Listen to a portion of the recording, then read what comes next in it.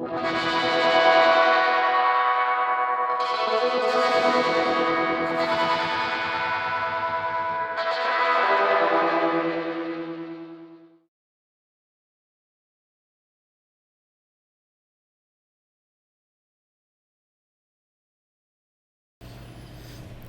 again, everyone, and welcome to this large pine tree drawing. It's a sequel to my pine tree trio drawing that I did a little while ago. I was experimenting with a pine tree in a couple of different styles, and this was the pine tree that you all voted for, the big pine tree that you guys liked. It was pine tree number 1. Mixed with some elements of pine tree number 3 from the previous video. If you want to check out that previous video with the 3 different styles of small pine trees, that's going to be available at the end of the video, so stick around and I'll send you a link.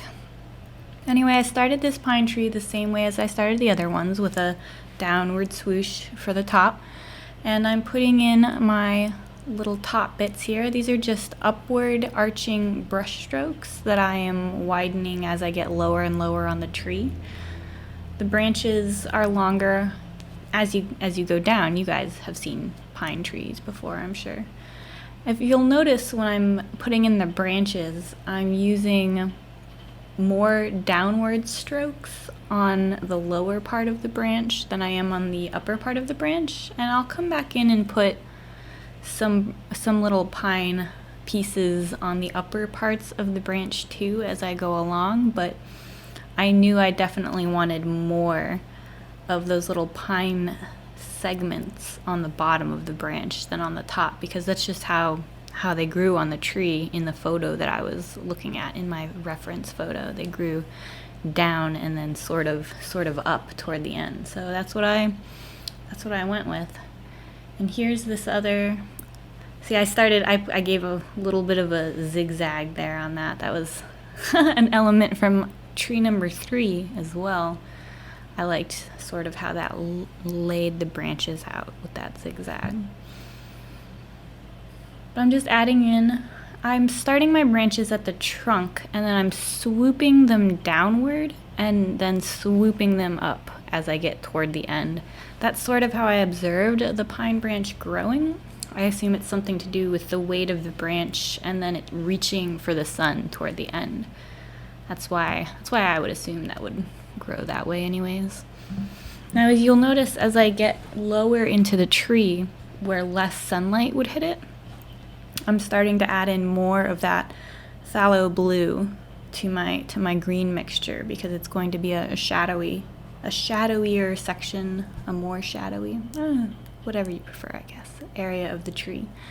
So it's going to have a stronger blue tone than the top area of the tree, which has a little bit of a stronger yellow tone. I said in the last video, and I'll say it again here too, if you want a nice natural green shade, it usually works better to mix your own color with blue and yellow, as opposed to using something out of the bottle. And I did use some of the green, I think, out of the bottle as well, to brighten up some of my top layers. But for the most part, my green here is all a mixture of the phthalo blue and the yellow ochre, I think it was. And here now, as I get toward the bottom branch, I put in more of those upward facing sections of the needle right away, because those lower branches, those ones are the ones that are going to be really reaching for the sun there at the bottom of the pine tree. And now I'm filling in some of the center of this pine tree. This pine tree didn't end up being as full or as bushy maybe as I would have chosen to draw a pine tree, left to my own devices, but I wanted to make sure there was plenty of space on this guy for my students to put their ornaments and their decorations. And there'll be a reveal at the end if you guys are curious as to how the students in my class decorated the tree. At the very end, I have a picture for you.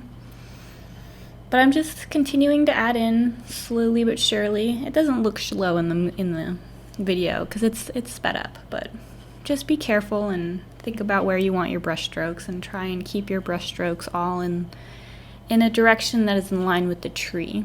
The same way as you would draw branches. You want to make sure that that line flows smoothly out of the main trunk or the main branch of the tree. That's how you get a natural tree shape as opposed to something that looks a little harsh. Usually harsh angles on a tree are what really bring you out of the natural shape. And I'm making sure to fill in a lot of green in the central area of the tree because eventually that's going to be my branches that are sticking out and facing out toward me. Because you can't forget that a tree is a three-dimensional object. It's not going to have branches that just go out on either side, left or right. It's going to have branches that shoot out towards your perspective of the tree as well. So that's what these green smudges in the center here are going to be.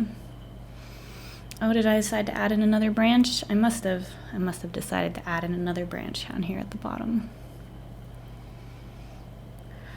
I think that's what I ended up using the most was that swoosh line out from the main trunk. That's just outlining where I want my branch to go, starting up at the trunk and then swooping down and then curving back up toward the sun.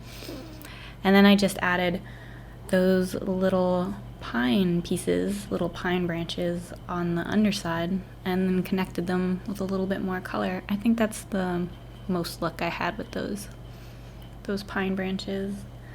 Oh no, and now I'm getting down toward this bottom. I hope I don't start painting out of screen. Now I'm just carefully putting in a little bit of brown. I say brown, but I think it was burnt sienna for my trunk here. And right now I'm just sort of outlining the trunk with a light color. I'm making sure I have more color, again, at the top of the trunk than at the bottom, because that's where the branches of the tree are going to block out the light the most. For this part, it's not actually part of the tree. You'll notice I'm just putting in a little bit of background detailing.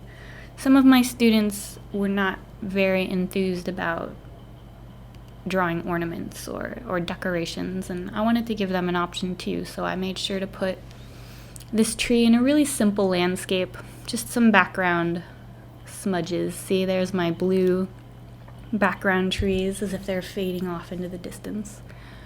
But I wanted to place this tree in a little bit of a landscape, so those of my students who didn't want to draw decorations for the tree could draw little animals, birds or foxes or something like that, presents, anything they wanted really, they could put into this winter landscape with the tree.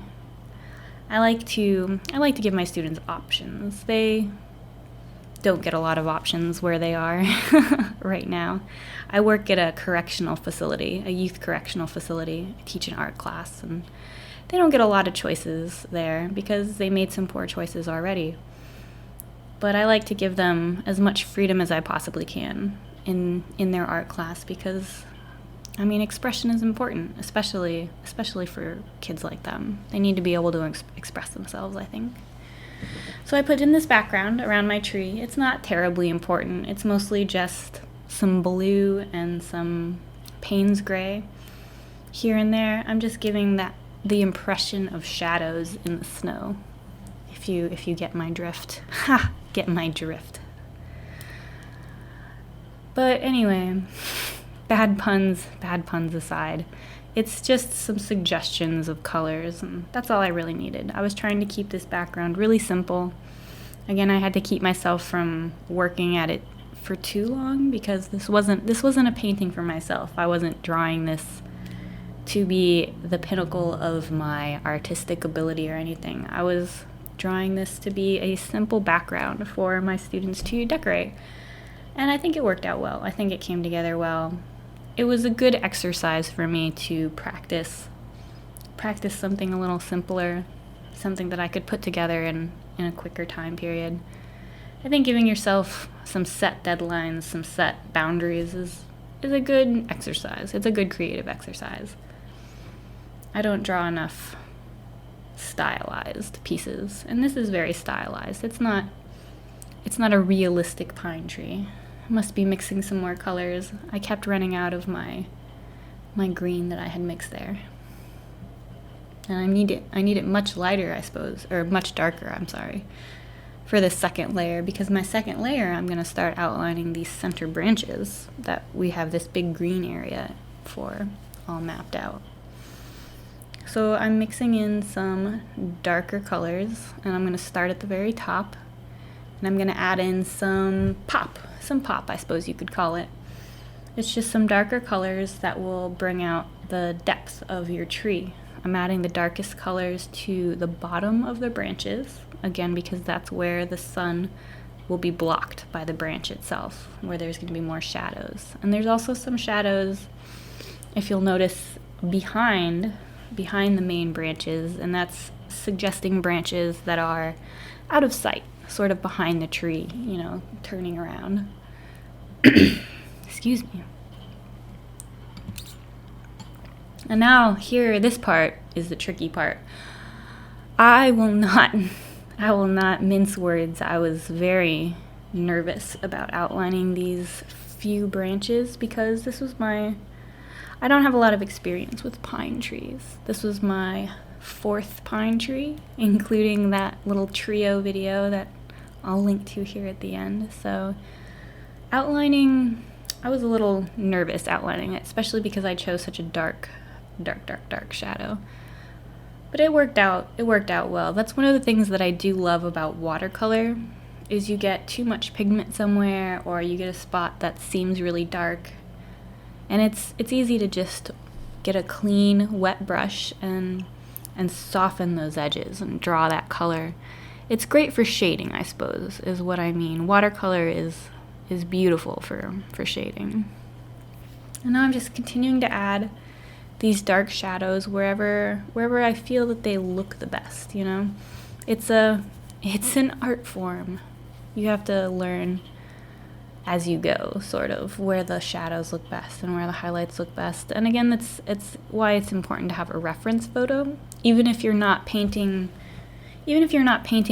exactly what's in the picture. Having a photo of something similar to what you are painting is very useful to see how the light reacts with the object that you're painting. Being able to look at it is always going to be useful when you're painting, especially when you're starting out. And now I'm adding in some shadows to the back of these branches that I've outlined to sort of fade them back into the tree a little bit, because you're not going to see the whole branch as they come towards you. The part as it fades into the tree is going to be shaded out a little bit more.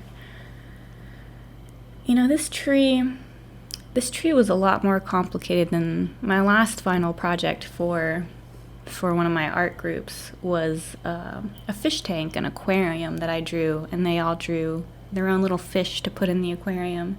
And that, I have to say, that aquarium was a lot less complicated to draw the background for than this pine tree, because it was just a big tank, big rectangle tank, some rocks in it. I should remember that for the next time I do one of these final projects for my students, that I should maybe keep it simpler. But all in all, this didn't take too long. This big tree maybe took an hour and a half, I think, total, and the little trees, they only took a half an hour to throw together. They were pretty quick, so it wasn't too bad. I like how the tree turned out. I was worried about how dark I was getting with my shadows, but they blended out really nicely, and it really highlights those. You have to have those dark shadows, or else you're not going to be able to see those lighter branches at all.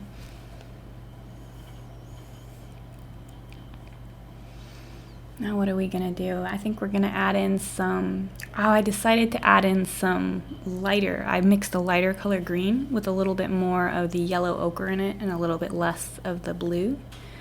And now I'm going through and with my lighter color green, and I'm adding a layer of pine needles around the upper outside edge of each of my branches. And I decided to do that as a highlight, to add maybe a little bit more depth of color, a little bit more depth of feeling to the whole tree. Because as the shadows in the center are very dark because there is no light, the very edge of the tree is going to be the brightest, because that's where the light is going to shine through the needles, shine through the top of the branch. So I just went in there with this lighter green, and I added in some exterior needles, I guess. And then I noticed, and you might notice too, that my lighter green didn't quite blend as evenly as I wanted it to with my more bluish green of the main branch. And that's another strength of watercolor you'll find, is that you can blend those with your clean, damp brush. You can blend those two colors that are just a little bit too different to go well together. And you can blend them just a little bit at the edges, and it'll mix those two colors together quite nicely, and then you'll have a really beautiful gradient going into your pine needles. And that's what I did, because I noticed that my green was very stark. My light green was very stark against my branches. So watercolor technique to the rescue, I guess. And now I'm just adding in a lot of needly texture. It's tough to see here. You can zoom into the picture at the end. But I'm just taking a darker green now, and I am just adding in some short, small brush strokes in the direction that the needles would be going, just sort of to suggest the depth of the other needles that would be in this tree. And now I'm just darkening up my shadows, because that is a hazard of watercolor, if you will, is that as you can blend out these dark shadows, sometimes they get blended a little too much, and then your piece can look a little gray. And you have to go back in and darken up those deepest shadows so that you have an adequate value contrast for your piece. Now I'm working on this trunk a little bit more, adding in a darker shadow at the very top where the branches shade the trunk. And I added in a couple of stripes of, the burnt sienna? I added a couple of stripes of burnt sienna on its own, and a little bit of a wash of yellow ochre just on its own on the right hand side of the trunk. And that was to simulate the look of bark and the look of the light hitting one side of the trunk more than the other. And then once I put those lines onto the trunk, I then again with my clean damp brush just washed over it, and they sort of smoothed those colors into themselves a little bit, so that they weren't so stark. Anytime you have something that's a little too harsh in your watercolor paintings, it's super easy just to take your clean damp brush, make sure it's clean, or you'll get a color in there that you didn't intend and don't want, and then just carefully wash that. That was my phone, I'm sorry you guys.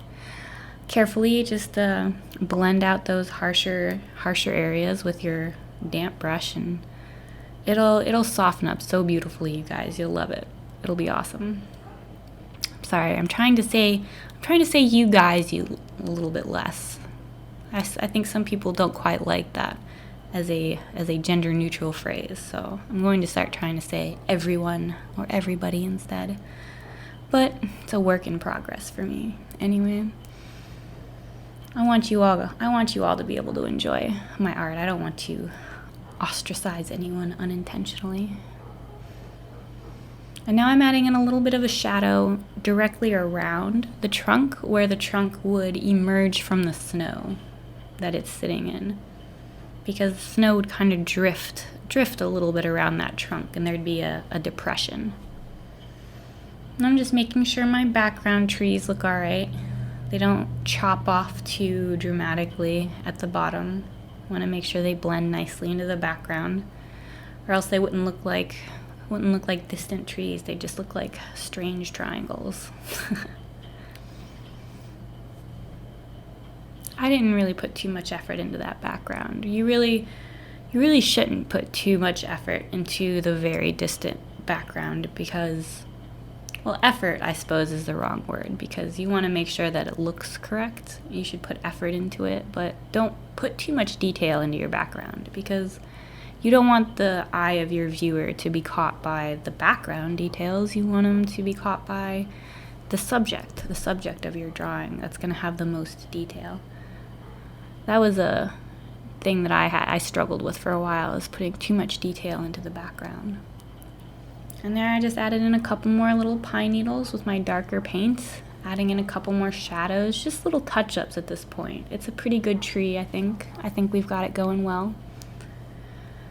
Just adding in a couple more dark places. You really got to make sure to emphasize those shadows, or else it won't look like a three-dimensional piece. There's those little lines I was telling you about on the trunk. Little lines and my little wash of yellow onto the side. With the damp brush also makes your shadows blend nicer into that trunk, so it doesn't look too much like a sharp shadow. There aren't a lot of sharp shadows on a pine tree. Well, I suppose it depends on the light, but, well, you know, I don't know that much about pine tree shadows. I don't study them or anything. There we go. I got my nice little branches lined out.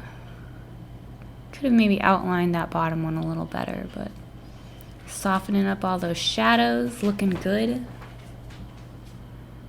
I think that's a pretty awesome tree. I think we are pretty much done with that tree. Just little details. This tree ended up so cute, everybody. It was so cute. Everyone loved it. And I bought in some glitter glue that I had in my supply closet from a year ago, I think, that I'd never used any more of besides the one thing I needed it for. And it looked so good. And they used the glitter and they made wreaths and ornaments. And this one of my kids drew a little fox. It was adorable. It was extra super adorable. But there's my tree. It was a background tree, not too detailed, but well enough that you can tell it was a tree. And it was really simple to do. Anyone could do it. You guys could do it. If you do, I would love to see it. Subscribe to my channel and send me pictures of your watercolor pine trees. And there's the final copy that my students made with its glittery ornaments and its cute little foxes. They did so great. They did so great, and I'm happy with them, and I hope that they were happy with the class. And I hope that you guys were happy with the video. Thank you for joining me, and I hope to see you again. Goodbye.